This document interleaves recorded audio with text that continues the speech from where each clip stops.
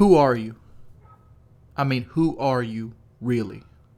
You might answer this question to say you're yourself. But who is that self? What defines you in life? These are some things that I've been questioning myself over the last 3 months. What part of me defines me? One of the things I struggle with is at a young age, I was given the opportunity to see what it's like to be a cog in the machine. A drone, somebody that goes to work, and the only reason he goes to work is to make money. And I'd question myself, is this money worth it? Because I would go home, I would use the little amount of time that they give me for quality of life, and that's the term they used, quality of life. I would sit down, I would hang out with my PSN friends, and I would dread going back every day. The only thing that kept me going back was people in my life telling me that, oh, you have a good job. But everything in my body, everything in my person, everything in my being would tell me that I hated everything there was to do with this job. I hated going to it. I hated being a part of it. I hated the way it made me feel. I didn't even really care about the paychecks, to be perfectly honest. They got drafted into my bank account. I used that money to do stuff I liked, buy video games, eat out, things of that nature. But does that define me as a person? Is that who I am going to be? Am I going to be Jordy, the guy that has, has a good paying job, that gets to eat out when he wants to? Is that who I want my testament to be? And I didn't. I answered that question. I said no. So what I did is I started taking the steps to becoming the person I wanted to be, or at least the person I thought I wanted to be. See, for me, it changes about every 6 years, who I actually want to be. And that's okay. That's fine for it to change. Because that's really who I am. I'm a person that likes to do and experience different things. There's only ever been one universal constant in my life, is I enjoyed helping people. And even though it comes in strange forms and fashions, I'm almost never say no to an opportunity to help people. That's where I get the most joy in my life.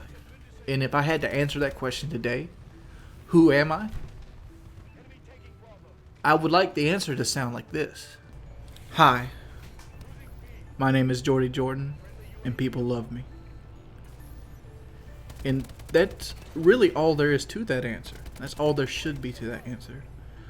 You shouldn't be your khakis. You shouldn't be your 401k. You shouldn't be your retirement portfolio.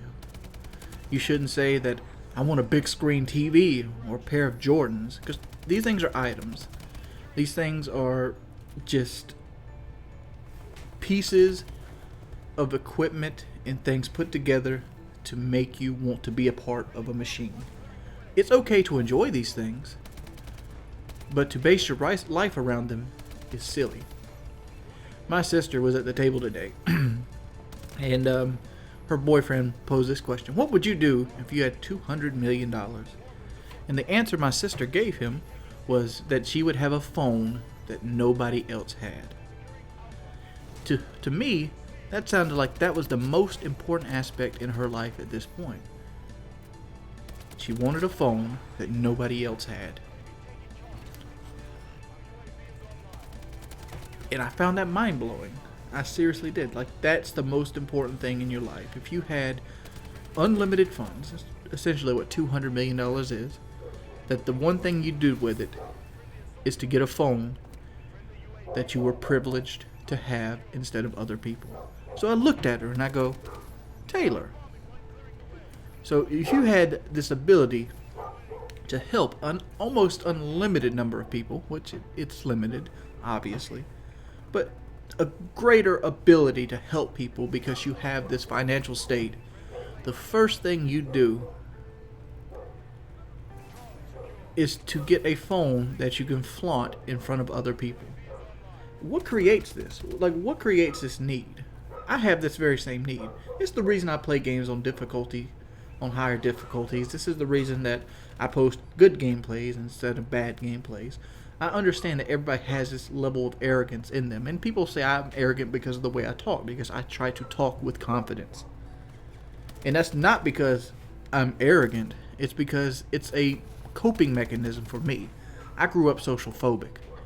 I was diagnosed social phobic. I was on Paxil and Adderall and all these other things coming up through high school.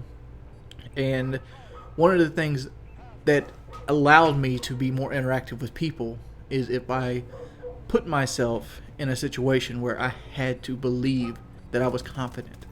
So this is actually what kind of inspired my way of speaking. That almost arrogance level of speaking in my tone. It's not that I don't value being meek. I just value this is how it's done, this is how it's not done. That's me. But back to the topic at hand, instead of,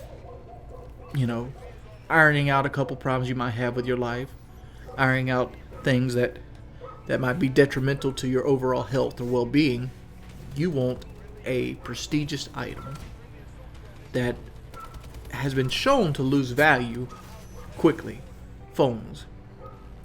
I currently have an iPhone 5, and the only reason I have an iPhone 5 is because I wanted a forward-facing camera.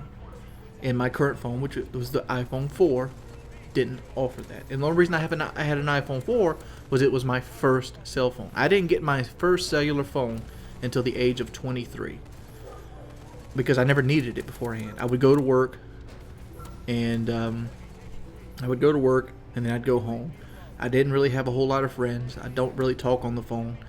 Until this day, I think last year I used something like 410 minutes total the entire year.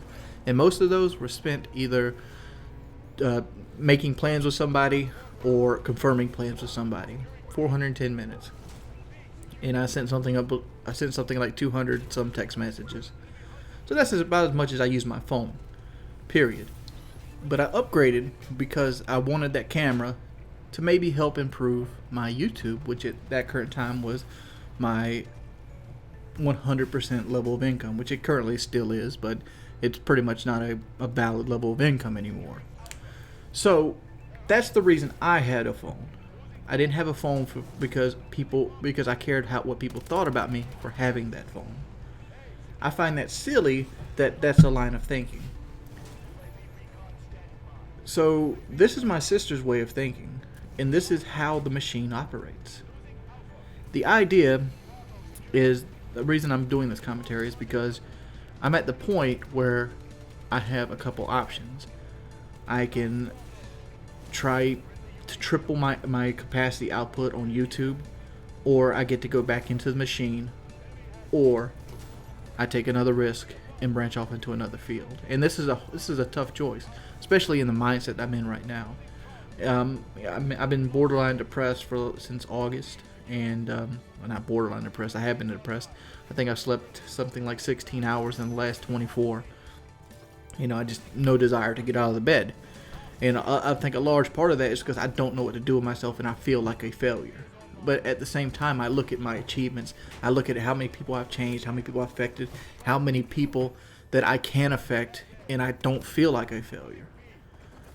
But I allow numbers to affect me in a negative light. I allow view count. I allow CPMs. I allow, how many likes my Facebook page got this week. I allow all this to affect me in a negative light, and it affects me so much to the point that I can't even enjoy what's sitting in front of me.